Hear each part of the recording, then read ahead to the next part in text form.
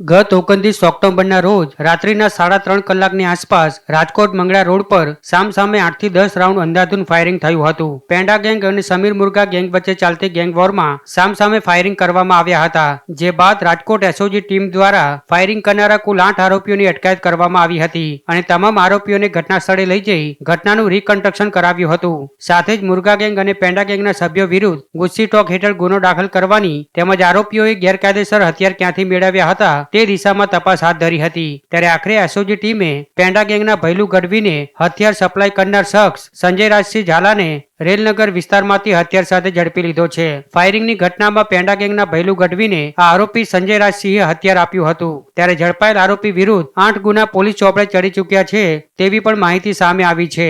જોકે હજુ સુધી પોલીસને સમીર મુર્ગા ગેંગના કેટલાક શખ્સો અને હથિયાર કબજે કરવાના બાકી છે. પોલીસે ફાયરિંગ કેસમાં અત્યાર સુધી 11 શખ્સો વિરુદ્ધ ગુનો નોંધ્યો છે.